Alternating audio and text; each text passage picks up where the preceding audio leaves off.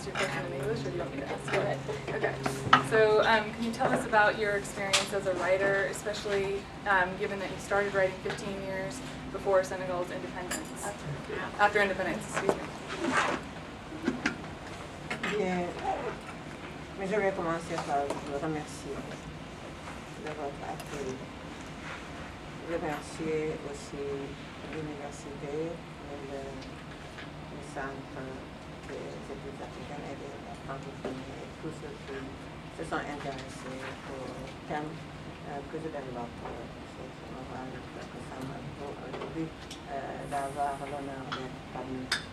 So thank you everyone for being here today. Thank you to especially to the groups who invited me, and it's an honor to be here with you. Bien, ce qui m'a inspiré comme écrivain. La justice sociale. La justice sociale. Bien, je suis le départ de mon action, c'était pas de lutter pour la justice sociale. C'est-à-dire que le départ de mon intérêt est dans la littérature, en dehors de la littérature, simplement la dignité humaine. So Manta asked how social justice has played a role in her career as a writer, and she said the beginning for her was not the fight for social justice, but rather human dignity. Parce que moi j'ai peur de souffrir d'injustice sociale ou d'autres. Mais je pense que ce qui c'est plus loin que ça me remonte beaucoup plus loin que le constat ou ma nature, mes origines peut-être, mes origines et comment j'ai été éduquée, comment j'ai grandi. Ça remonte de loin. À ce moment-là, je n'avais même pas à penser à des concepts de justice sociale. Je pense que c'est l'amour de l'humain, le respect de l'humain, qui est la base de toutes les actions de ma vie. Because she said I didn't suffer from social injustice, so her writing goes much further than her origins. She said it goes much further than my education, my childhood. My writing started from my love of the human, or my respect for the human. Vous savez, très brièvement, je vous décris mon enfance comme que je suis née à Saint-Louis du Sénégal. Saint-Louis du Sénégal, c'est une île, une longue île et des faubourgs. L'île est plongée, c'est comme une chaussure dans le fleuve Sénégal. Et chaque matin, lorsque je me réveillais, mon regard plongeait sur le fleuve, à 30 mètres, parce que j'étais à l'étage. Ma soeur et moi, nous partagions une chambre et on était à l'angle. Alors, lorsque je me réveillais, mon regard plongeait d'abord à 30 mètres, non, à 10 ou 15 mètres sur le bras droit du fleuve. Vers 60 mètres, le petit bras du fleuve. Et se promenait jusqu'au bout de l'île. Ensuite, il y avait une bande de terre et il y avait le cimetière marin. Et la mer et le cimetière marin, et ensuite l'infini. So I was born in Saint-Louis in Senegal. It's an island, it's a long island that's submerged like a shoe in the river. Every morning when I woke up, I looked at the river, sharing a room with my sister 30 meters from the window. Every morning when she woke up, she'd look at the big arm of the river on one side, knowing that the small arm of the river was on the other side. And there's also close by this the seaside cemetery, and then beyond it, the infinite. Et alors, moi, enfant, adolescent, je me disais, voilà l'infini, l'horizon. L'île est étroite, mais déjà à l'horizon, le monde s'ouvrait devant moi. As a child, I thought that the horizon opened in front of me. Oui, et je me disais qu'il n'y a pas de frontières. Le monde est ouvert, I thought, malgré l'étroitesse de l'île. I thought there were no borders, the world was open to me. Mais au moment où je ressentais ça, je n'avais rien conceptualisé, mais ça faisait un grand bonheur, une grande ouverture à mon cœur. When I thought that, I hadn't conceptualized it, but I felt a great happiness in my heart. Ouais. Mais sur Terre, au-delà de l'infini sur Terre, dans ma maison, dans mon quartier, qui était sur l'île, je voyais passer beaucoup d'individus, beaucoup de personnes de races, d'origines différentes. But on the earth in my neighborhood, I saw a lot of people of different races, of different ethnicities, different backgrounds.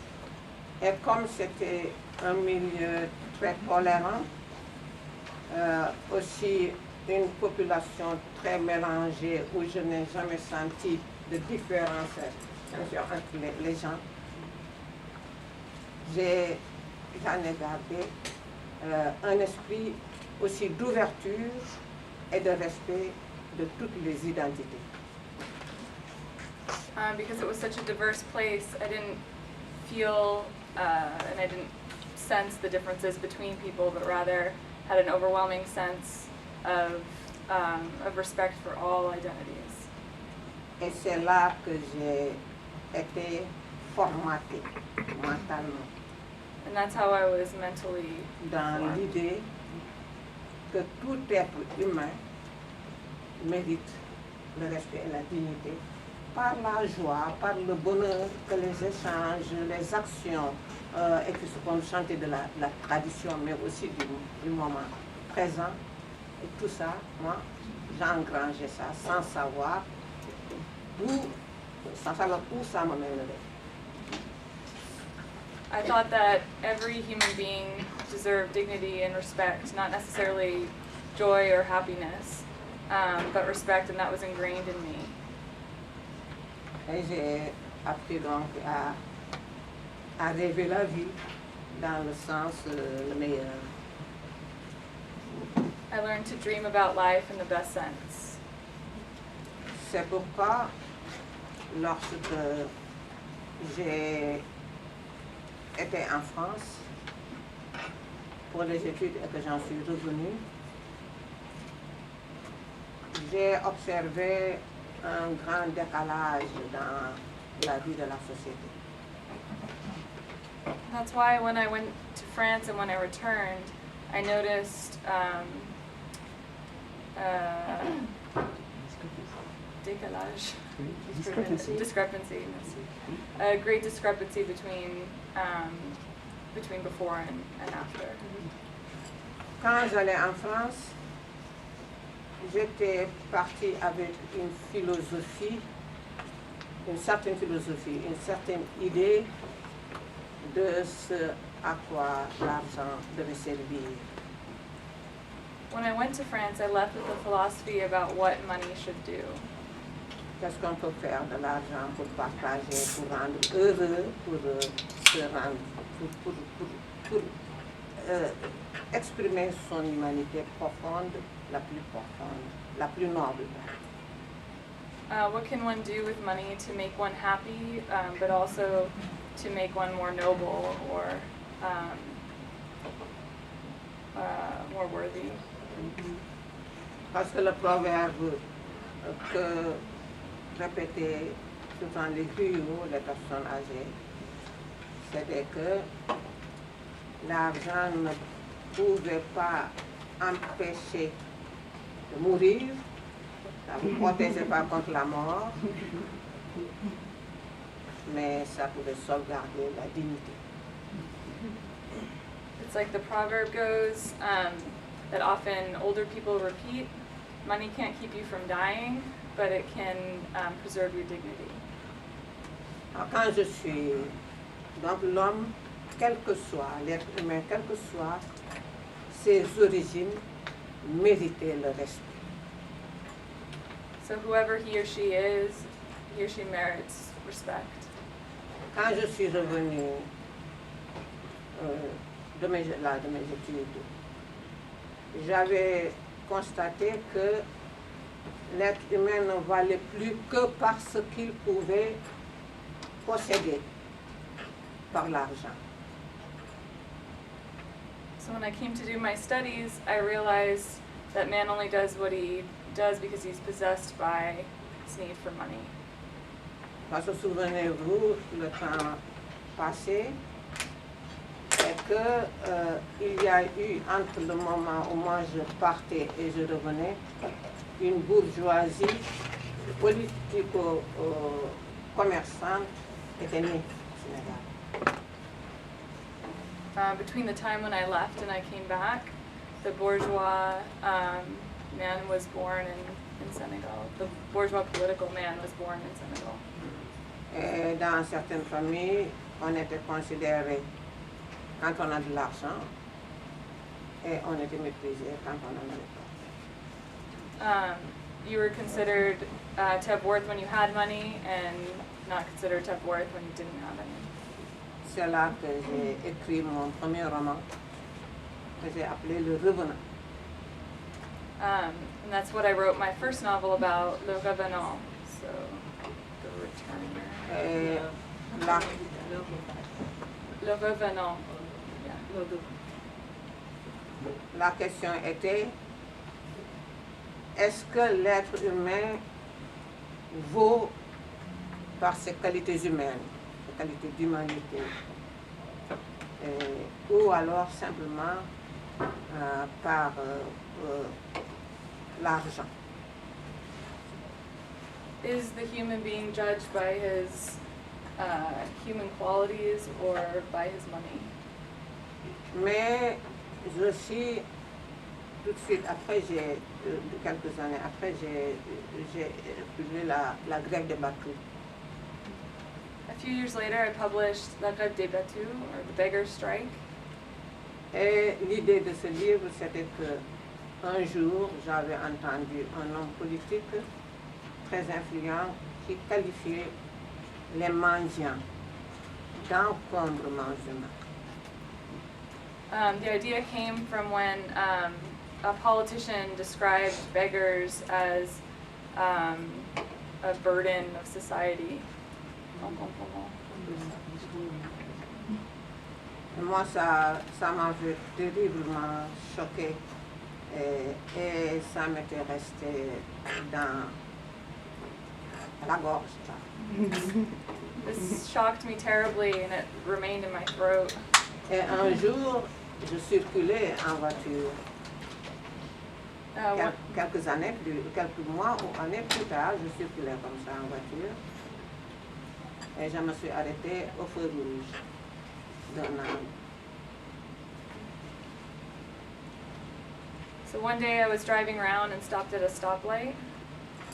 Et j'ai vu que des personnes nanties, on le voyait, parce que avaient apporté énormément de victoires, presque un festin au mendiant. So there's some sort of festival? No, very rich people. Oh, okay. Oh, okay. So very rich people were walking around, like the festin. Oh, okay. So very rich people were circulating and giving food, so rich food to the beggars. Yeah. Parce que pour ceux qui ne le savent pas, il y a des croyances bien de chez nous et d'ailleurs. Et lorsque une personne avait des problèmes ou avoir une promotion dans la société. Ces personnes allaient voir des marabouts ou des travailleurs mystiques, n'est-ce pas, qui leur disaient il faut faire la charité. So there's this belief from where I'm from that if you have a sort of problem that you need to resolve, a marabout, a mystic will tell you to go give sumptuous food or gifts to beggars. Oui, ces personnes-là, c'était pas toujours des musulmans, ce sont des croyances occultes authentiques, ça pouvait être des musulmans, des non-musulmans, des animistes ou des chrétiens. So this is not just Muslims, it was an occult belief practiced by lots of different kinds of people, not just Muslims. Alors c'est à partir de là que la grève des bateaux est née, parce que moi je me suis posé la question, et si ces mendiants avaient refusé la charité? So that's how my novel La Grève des Bateaux was born. I asked myself the question, what if these beggars refused the gifts? Et j'imaginais tout le désarroi que ça pouvait causer auprès de ces gens-là qui les méprisaient et qui maintenant les utilisent. And I imagined the despair of these rich people that hated the beggars, but then all of a sudden needed them. Voilà, et les mendiants ont réagi dans le livre à leur manière pour montrer, c'est par là qu'ils exprimaient leur droit d'exister et que, parce qu'un jour, ceux qui les pourchassaient, jusqu'à les renvoyer en dehors de la ville, sont partis parce que justement le directeur de ce service-là voulait être vice-président de la République et on lui a dit il faut aller donner la charité aux mendiants, alors que les mendiants étaient partis. So the beggars reacted to show that they deserved to exist. So they were pushed to the edge of the town, of the city, and then the director was put in this position where he wanted to become the vice president, and his marabout, spiritual leader tells him that he needs to give lots of gifts to the beggars, but they revolt and they refuse. Et donc mon écriture, mon projet littéraire n'était pas de servir une idéologie. My literary project was not to serve any ideology. Donc parce que je me suis pas arrivée pour dire je vais faire la critique sociale, mais je vais faire la promotion du respect de l'être humain. So I didn't say to myself I wanted to do social criticism, but rather I wanted to demonstrate the value of human life. Voilà, la première question. Merci. Je vais passer très vite à la deuxième question. Alors, vous êtes une femme écrivaine, vous êtes une femme africaine écrivaine, vous êtes une femme musulmane africaine écrivaine. Et il y a beaucoup de critiques qui ont attaqué votre écriture et ont vous ont souvent accusé de défendre la tradition au détriment de la modernité et de renvoyer la femme dans le passé. Je voudrais que vous répondiez à vos critiques devant nous. Oui, d'abord, so you're a woman writer, an African woman writer, a Muslim African woman writer. Does this influence your writing in any way? And she said some critics have said that you project a male voice and male social and literary values in your novels, and that you force the metamorphosizing, is that what you said? Yeah. Okay. Women back into the mold of the past. Do you think that this is true, or what do you think of this? oui, d'abord, la critique joue son rôle. Quand la critique attaque, elle est dans son rôle. Mais ce qui importe, c'est que la critique à ce moment-là peut se tromper parce que, oui, je suis femme et je n'ai jamais milité dans les mouvements de femmes. Parce que figurez-vous, que je ne me suis jamais sentie inférieure par rapport à l'homme. Nous sommes deux créatures de sexe différent. Mais j'ai eu certainement, et ça c'est certain, de manière certaine, j'ai eu la chance d'avoir grandi dans un milieu que cette critique qui parle de tradition et tout ça, Moyen Âge, dans ces milieux où on nous a appris, on nous l'a inculqué dans notre existence de tous les jours. Parce que moi, je faisais partie des plus jeunes de la maison. Mais on nous avait inculqué l'idée que d'être femme ne signifie pas soumission. Que être femme, ça signifie aussi dignité. Ça signifie que quand on va à l'école, il faut revenir avec les mêmes performances que les garçons et que nous n'attendions pas simplement que des maris nous sortent de notre condition. So the critic plays a role, and in his or her role attacks, but the critic can be wrong. I've never felt inferior. Men and women are two creatures of different sex. I was lucky to have grown up with critics of the traditional ways, or critics of the like Middle Ages, the ways that things were in the Middle Ages. But I grew up with the idea that women did not mean submission, but rather women meant dignity. So at school, I was expected to perform just as well as the boys. And then there's the last bit that I didn't get. And we're not waiting for husbands to get us out of our situation. That's right. C'est pourquoi ce Moyen-Âge-là dont on parle, je respecte ce Moyen-Âge, parce que ce Moyen-Âge-là a permis de construire justement des valeurs positives qui ne faisaient pas de moi, d'emblée, une esclave parce que j'étais seulement une femme. Ces valeurs-là qu'on nous a inculquées, ça venait de notre Moyen-Âge. Mais le Moyen-Âge et la tradition, ce n'est pas des moments figés. Tout être humain marche. Chaque pas du voyage de l'être humain, où qu'il se trouve, c'est d'aller vers l'avant. L'évolution est une donnée inéluctable. Mais il faut savoir aussi comment on construit sa modernité. Parce que la modernité, ce n'est pas pour moi un concept où on dit voilà la modernité. Mais l'être humain, où qu'il se trouve, il va à la recherche du bonheur, du confort, de ce qui améliore ses conditions d'existence. Et construire aussi sa vie en fonction des éléments extérieurs.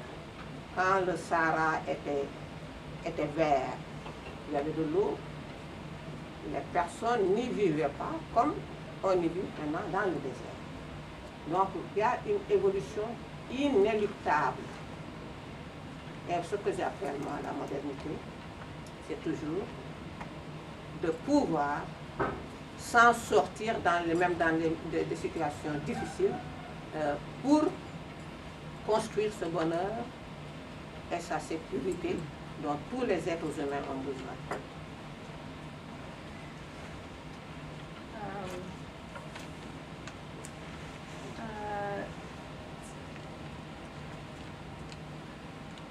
So the Middle Ages that I describe, this traditional time that I describe, it was good for me because it ultimately taught me that I'm not a slave. Every human being walks a path from where they are from, and I think each person needs to construct their own modernity. Modernity is not a thing that I say, oh, that's exactly what that means. Each human is in the pursuit of happiness and needs to construct their own identity and functions of the things that are there. There's a unavoidable evolution in the human. So my modernity was the idea that I was able to get out of difficult situations and secure my own sense of security. Excusez-moi. L'exemple du Sahara. Oui. Fair. She also gave one example of the Sahara and how there was water before, and the way people used to live there is not the same way they live in the Sahara today. So people do evolve regardless of what we conceive as modernity. Et ce Moyen-Âge a inscrit dans les registres de notre histoire millénaire un proverbe qui dit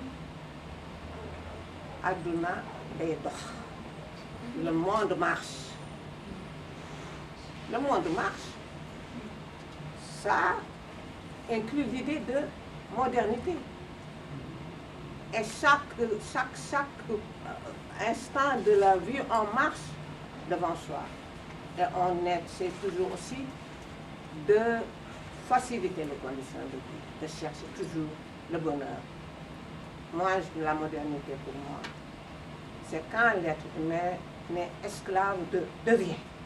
Quand l'être humain jouit de ses droits de penser, de s'amuser, d'étudier. C'est ça pour moi la modernité.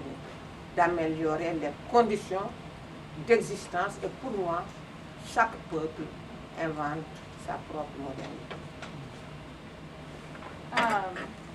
So the Middle Ages taught us this proverb.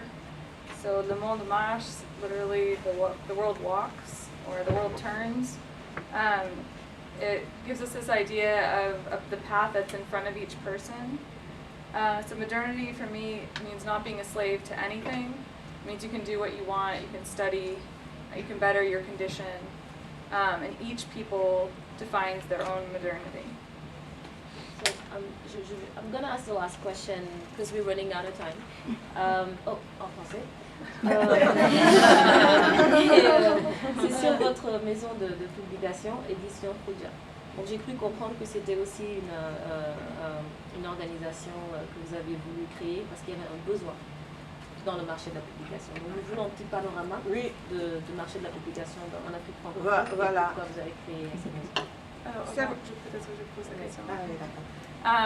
So Mata asked about the publishing house that she founded, Maison Kudia, and she wanted Madame Saufal to give us a panorama of the need that she saw for this publishing house and what the needs that it was supposed to serve.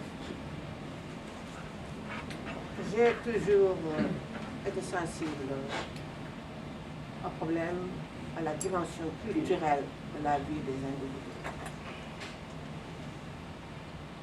Et j'ai pensé que la culture non seulement anoblit, mais tout ce que ça comporte, l'éducation, la création, la créativité est très très importante.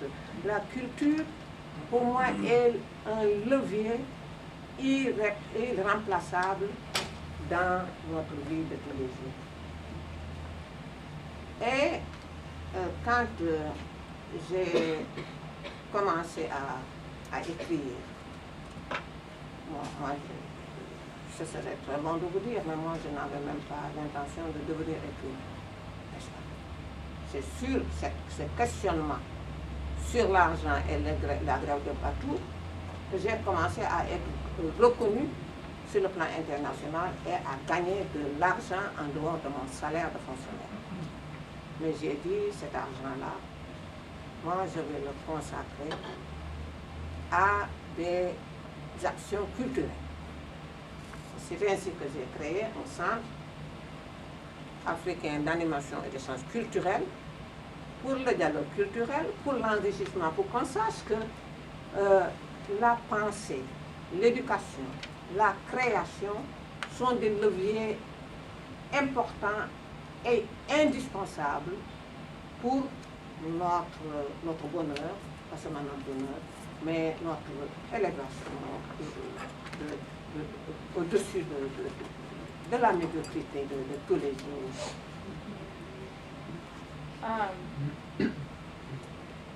I was always sensitive about the cultural needs of people.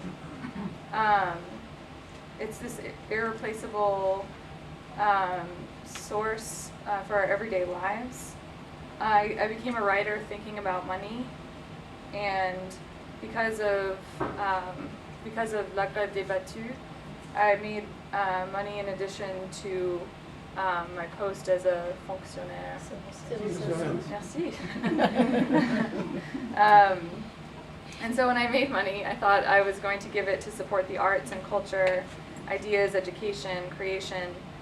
These are all indispensable for our happiness, but also for our elevation out of the mediocrity of life.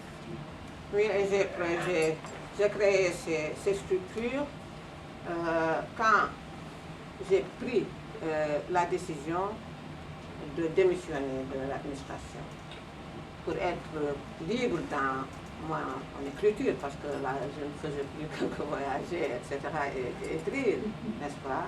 Et que j'ai dit, quand on permet à la personne d'ouvrir son esprit vers d'autres horizons, parce que aussi c'était une époque où on parlait seulement de développement. Développement, ça n'incluait presque jamais la dimension culturelle. C'était comme si nous, on n'est fait que pour les besoins du ventre. Et je dis ça, et j'avais même fait écrire un article où est-ce que les gens préfèrent entre le riz, qu'est-ce qu'ils préfèrent entre le riz pour se remplir le ventre, pour l'esprit pour réfléchir, n'est-ce pas? Alors, je pense que là où on privilégiait que le fait de remplir le ventre, parce que toutes les politiques de développement, ça voulait dire comment est-ce qu'on va manger, comment est-ce que même ça, le corps de la paix, justement, témoignait, parce qu'on allait dans les villages et tout ça, on faisait des démonstrations sur comment toujours par rapport à la nourriture, mais on ne parlait jamais de culture. Alors que, pour moi, c'est la culture qui permet. Parce que avoir de l'argent, c'est pas une malédiction non plus. C'est pas une faute, c'est pas honteux. On a l'argent, mais il faut savoir comment utiliser l'argent. Ça permet de dépasser. Parce que ce qu'on nous apprenait aussi, et que les griots chantaient dans nos familles, c'est que l'argent ne doit pas être votre maître. Votre maître, ce n'est pas l'argent qui vous guide, c'est à vous de guider l'argent. Ça aussi, c'est notre Moyen-Âge qui nous a appris ça. So, I created these structures to permit people another kind of development. Oftentimes these development projects do not include anything to do with culture. It's like we only think in terms of the needs of our stomachs. So I asked people what they prefer to fill up their stomachs or have an idea to fill up their minds.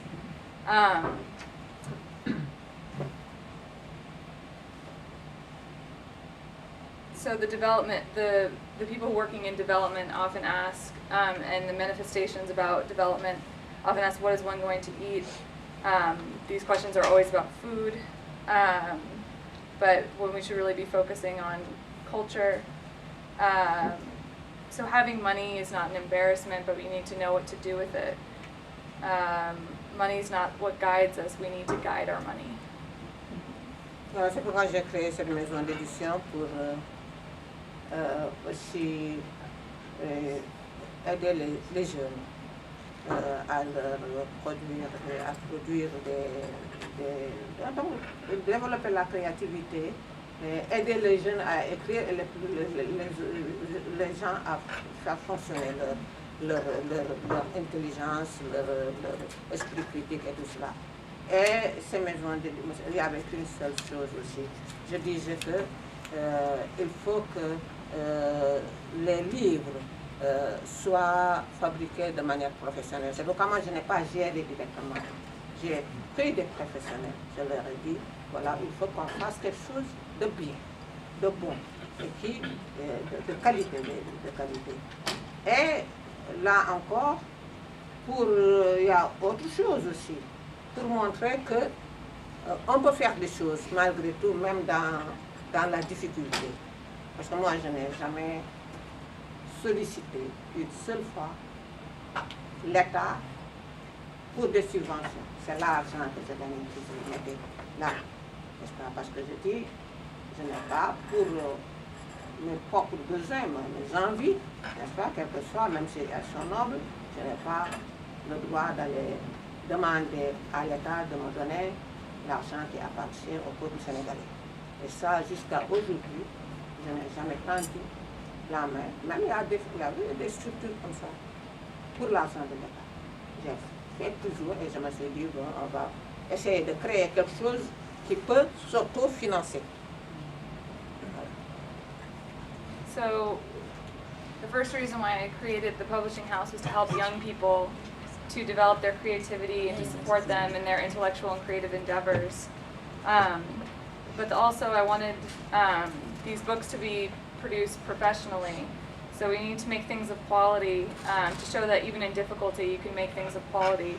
I never asked the state to intervene. I used my money to create this publishing house, so it wasn't the Senegalese people's money. It was, I wanted to create something that could sustain itself and could be sustained on its own production. Voilà. So we'll open it up to questions because we're running out of time. And we really want you to have a chance to ask your questions. So.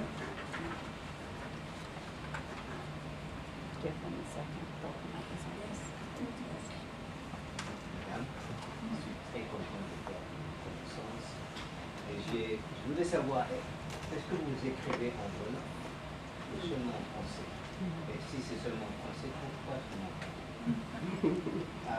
Madame, I wanted to find out whether you write in Wolof or French, and if it's in French, why exclusively in French?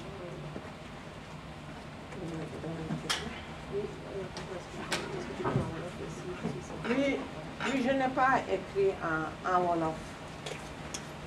Le Wolof est ma langue maternelle, mais je l'ai toujours parlé. C'est une langue orale. Elle n'était pas codifiée au moment. Et je n'ai pas eu de... Je me sens, même aujourd'hui, je ne me sens pas coupable d'écrire en français, parce que simplement, je pense que ce que je sors dans mes textes, c'est moi-même.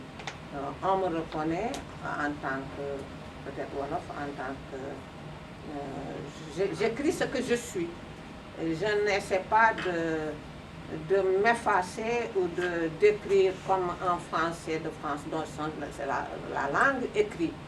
Et c'est pourquoi moi j'ai une manière particulière de dire ce que je suis, ce que je sens, ce qui fait de moi la femme, l'africaine, l'écrivain, mais Aminata Sofa est ce avec qui je partage le monde, n'est-ce pas, chez moi et ailleurs. I don't write in Wolof. It is my mother tongue, but it's not codified for the novel. I don't feel guilty for writing in French. What comes out of my French is me. I write who I am. I don't try to be a French person from France. When I write who I am as a woman, as an African, as Aminata Sofa, to share with the world.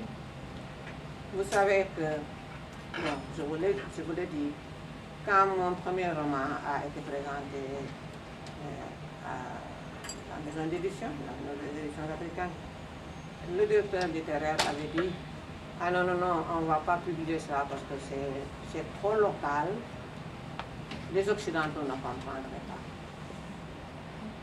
Et moi j'ai dit, ah oui, mais si vous me demandez d'écrire pour que les Occidentaux comprennent, là moi je vais faire fausse route, parce que je ne sais pas ce qu'il y a dans le fond de l'occidental. Mais je sais qu'avec l'occidental, je peux partager un lieu non physique, un champ c'est le chant de notre propre humanité. Ça veut dire ce qui fait que nous sentons, que nous aimons, que nous avons des émotions, que nous nous posions toutes les questions existentielles. On les partage tous dans le monde. Où allons-nous? Qui sommes-nous? Notre destin? Comment faire? Comment être pour faire pour vivre? Et comment survivre? Ce sont ces questions-là. Et comment on peut, à partir de là, poser des questions qui viennent de nos contextes, n'est-ce pas? Chacun traite son contexte, hein, dans le cadre justement de ces questionnements existentiels. Et je dis, c'est pourquoi moi, quand je lis l'Iliade, je lis l'Odyssée, je lis Victor Hugo, je lis pas mal d'écrivains du monde depuis des millénaires. Je m'y retrouve parce que je vois des faits d'hommes et de femmes qui pensent, qui souffrent, qui aiment, hein, qui haïssent aussi, n'est-ce pas? Il y a tout ça, tout ce qui est dans l'homme, je vois ça, mais ce sont des contextes, ce sont nos émotions, nos questionnements, nos inquiétudes, c'est tout ça. Et aussi notre aspiration au bonheur, n'est-ce pas? Parce que tout être humain, tout ce qui aspire au bonheur, est défini, a une idée de son bonheur. Alors voilà pourquoi je n'ai pas senti justement si ce directeur littéraire, c'est local, hein, c'est que c'est moi qui écrivais dans ce texte-là. J'écrivais un monde que je connais, mais au-delà de ce monde, hein, ce qui pousse les actions dans le roman, hein, ce sont des émotions, ce sont des sentiments, ce sont des aspirations qui nous sont communes, mais chacun à sa manière. I want to say that when my first novel was presented, my publisher told me this is too local. Westerners won't understand it. And I said if I were to try to write what I think that Westerners want to hear, then I'll lead myself astray. So we all share this common ground of these existential questions of life, of love, of aspiration, of emotions. We're all asking these questions: how to be, what to do, how to survive. After that, after this existential questioning, the text is local, and it's filled in with with what I know. So I've read the Odyssey and Victor Hugo and all these works, and they've stayed with me because they contain acts of men and women who love and feel, but who hate too. In all these works, there are emotions, our fears, our sufferings, and most of all, our aspirations, because everyone has an idea of happiness that they're searching for and they're aspiring towards. So yes, it's local, but what pushes all of these actions in my work are these aspirations that each of us seeks in his own way. Il est important de savoir que moi j'avais refusé, j'ai dit, vous me demandez de ne plus être moi-même. Alors, il a gardé le manuscrit 3 ans, et c'est quand je suis allée simplement pour le prendre qu'ils ont décidé de publier, et ça a eu un succès international. Ça veut dire donc que les autres, les Occidentaux avaient compris, les Asiatiques avaient compris, tout le monde avait compris, parce qu'on sentait simplement à travers ce livre des dires, des sentiments d'un être humain comme eux, dans des contextes différents. So I said, you're asking me to no longer be myself. And then afterwards, it was an international bestseller. So they understood it in the Americas and Asia because it had this sentiment, this human sentiment. Yes.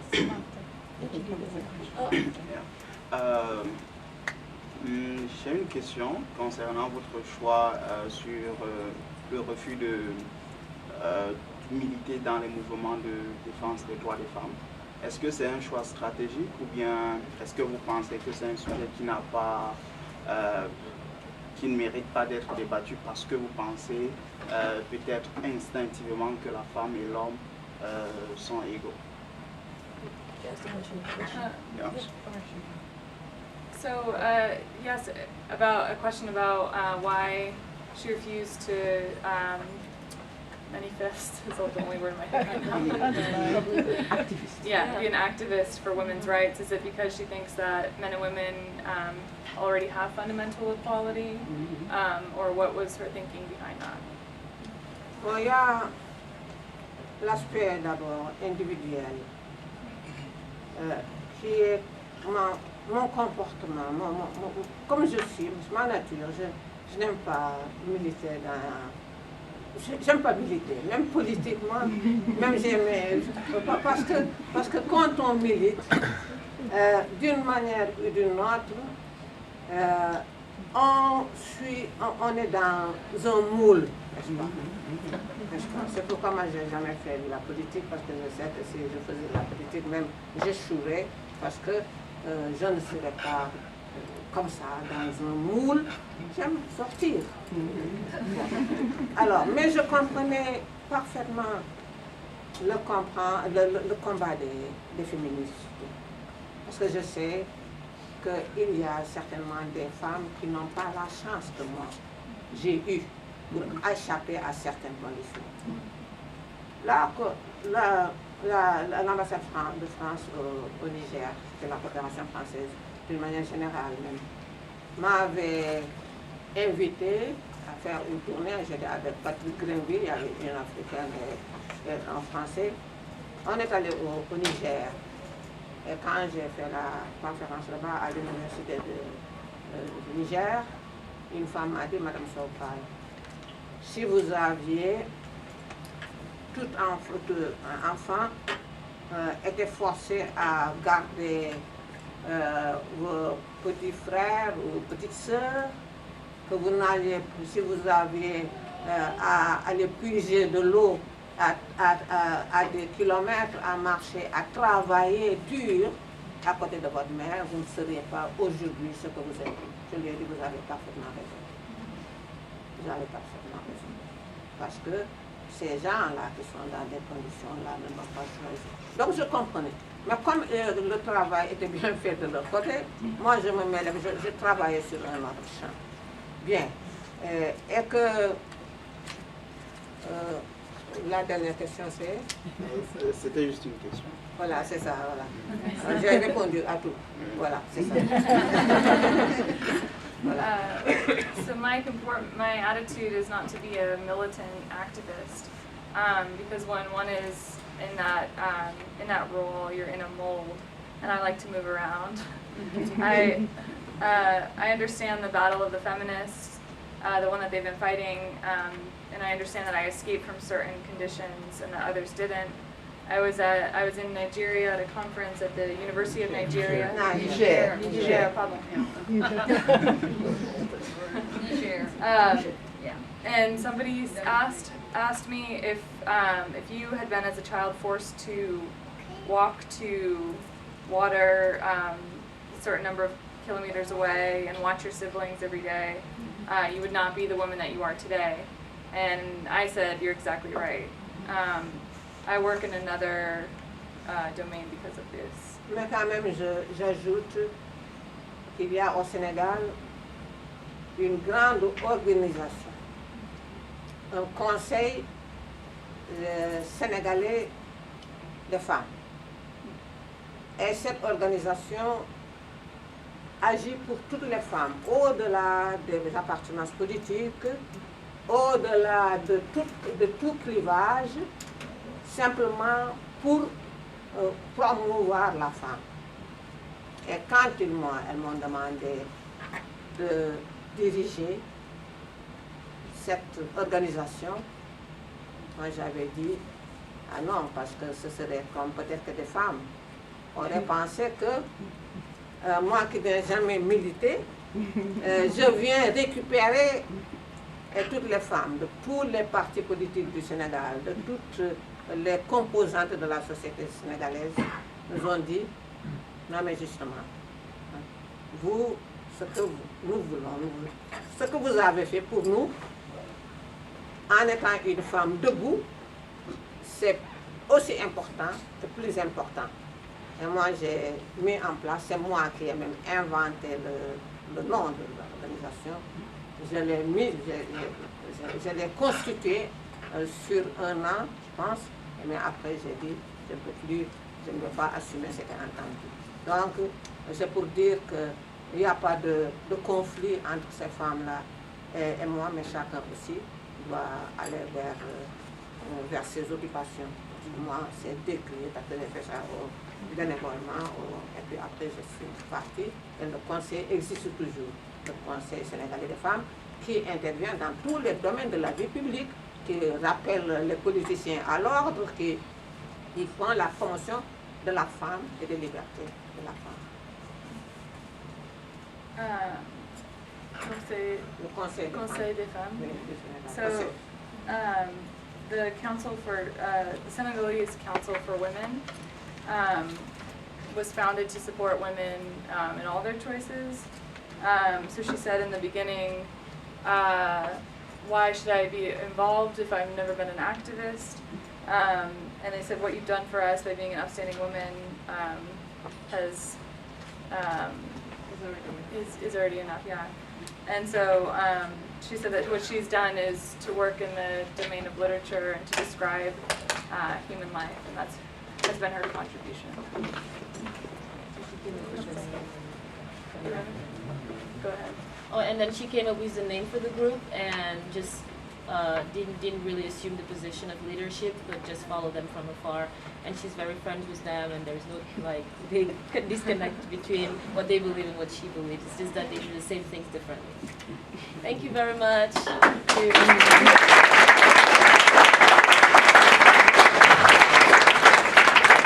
If you want to continue the conversation, please follow Mata downstairs. There will be coffee and some cookies. We'll be there maybe 30-ish minutes plus.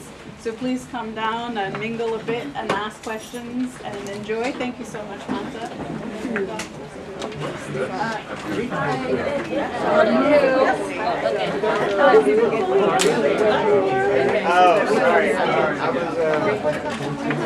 The handbag collection is over here. Yeah.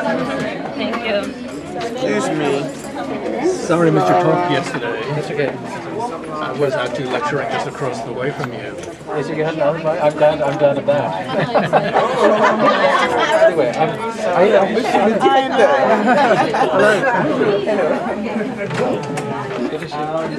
So I have to rush right now, but I will catch up with you very soon. Yeah, I want to hear what happened at the meeting.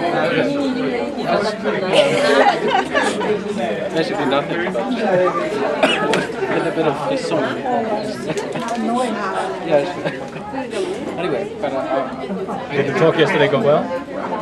okay, it's a new talk. I mean, I haven't spoken about Cape Town for a long time. This is something that I hadn't seen. I wish I could have come. It's a long-term interest, but it's. I hope this can be the project that I develop next year for the Stanford project. It's right. In fact, it's a response to the conversation to Jacobs. Okay. That sounds great.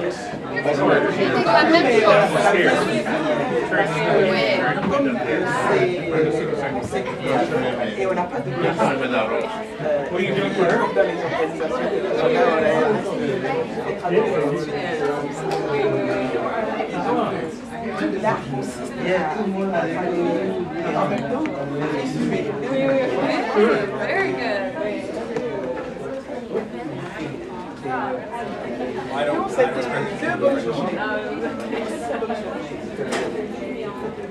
Sure. Richard, I presume you appreciated that circuitous passing of names? First of all, I had no idea where this guy was based. What's inconceivable? I mean, there's something very odd.